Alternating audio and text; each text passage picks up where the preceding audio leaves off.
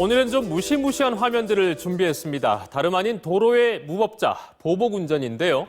평소엔 점잖은 사람이 많습니다. 그러다가 운전대 잡으면 왜 그렇게 화를 내는지. 보복운전 아주 이상한 사람만 하는 거 아니죠? 지난 반년 사이 형사 입건자만 930명입니다.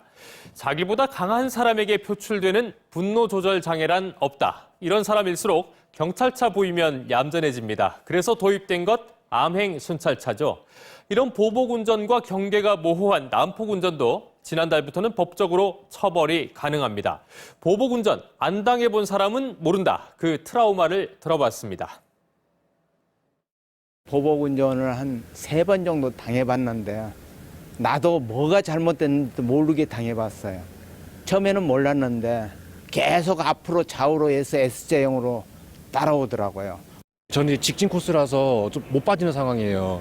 이제 그 상황에서 천천히 이제 못 밟고 이제 가는 상황에서도 그 차 이제 옆으로 계속 좀 더 다가와요. 막 박으려고 하고 창 문을 열고 옆으로 빠지라고 하면서 이게 막 상욕 이렇게 안 좋은 말도 많이 하고. 네, 그래서 많이 당황했었어요. 당해본 거는 한 서너 차례 되는데요. 그때마다 그냥 저는 무시하고 가버려요. 괜히 또 그 맞대응하면은 또 일이 커질 수가 있기 때문에 그냥 모른 척하고 그냥 가버리는 게 속이 편해서 기분은 안 좋죠. 네, 말씀하신 것처럼 모른 척하고 갈 수 있으면 좋은데 사람 마음이 또 그렇지 않죠. 누군 성질 없나, 왜 당하고 참아야 되나 싶은데 박창렬 아나운서, 보복운전하는 사람들 뭐가 그렇게 거슬려서 그랬다던가요? 네, 순서대로 한번 살펴보겠습니다. 이 자료는요, 경찰청이 작년 8월에 발표한 자료입니다. 자, 가장 먼저 진로 변경, 즉 차선을 바꿀 때 시비가 가장 많았습니다. 이어서 경적이나 상향 등을 사용했을 때, 그리고 서행 운전이 각각 뒤를 이었습니다. 그렇다면 보복운전 유형을 살펴볼까요?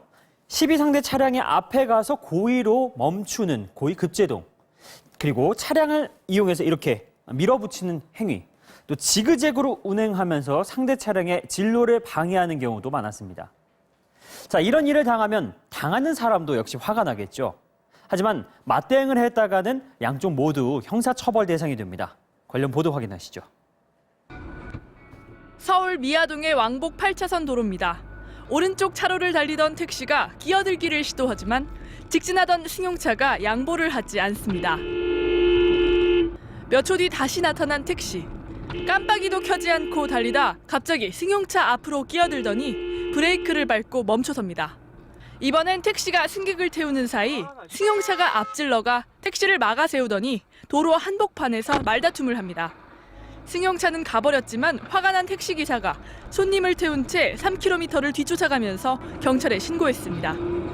택시와 승용차의 보복운전 추격전은 결국 경찰 순찰차가 출동한 뒤에야 끝났습니다. 경찰은 특수 협박 혐의로 두 사람 모두 입건했습니다. 네, 지난달부터는 난폭운전도 단속을 하죠. 그런데 난폭운전으로 보복하는 거 아닌가, 둘이 뭐가 다른가 싶은데 난폭운전과 보복운전 어느 쪽이냐에 따라서 법적 처벌도 좀 다르죠? 그렇죠. 가장 큰 차이는 대상과 행위의 반복 여부, 적용 법률에 있습니다. 보복운전부터 살펴볼까요? 우선 특정인을 대상으로 합니다. 그리고 단 한 번의 행위에도 성립이 됩니다. 형법에 의거해서 처벌이 이루어지고요. 자, 난폭운전을 살펴볼까요? 난폭운전은 불특정 다수를 대상으로 하고요. 신호위반이나 과속처럼 도로교통법을 위반하는 행위를 여러 개를 연달아 하거나 하나의 위반 행위를 지속 반복하는 경우를 뜻합니다. 지난달부터는 난폭운전도 처벌이 가능하게 되었고 이달 말까지 경찰의 집중 단속 대상입니다. 자, 난폭운전으로 형사 입건이 되면 일단 벌점 40점, 최소 40일 이상 면허 정지 처분을 받게 되고요. 만약 구속이 됐다, 그러면 면허 취소입니다.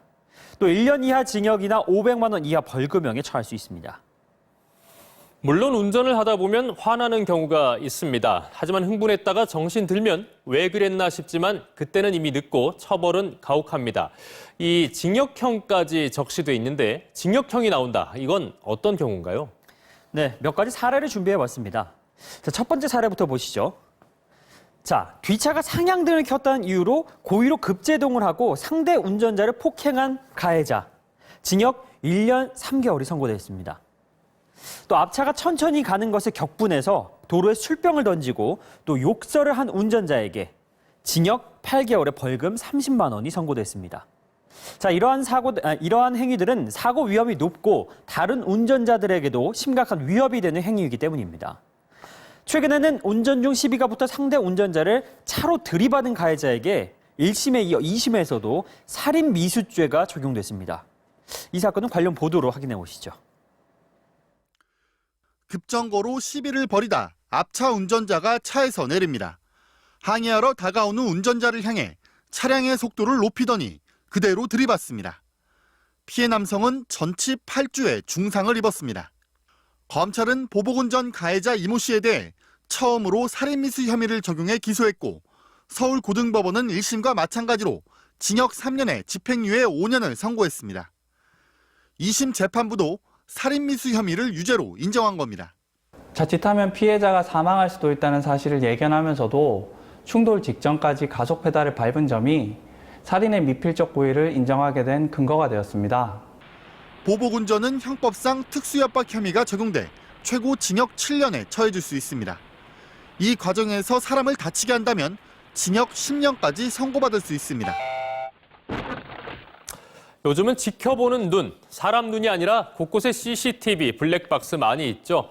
앞차가 위험하게 몰아붙이고 사라졌는데 너무 억울하다, 혹은 이런 일을 목격했다 하면 이런 화면들 확보해서 경찰청 앱으로도 신고가 가능합니다. 이슈투데이였습니다.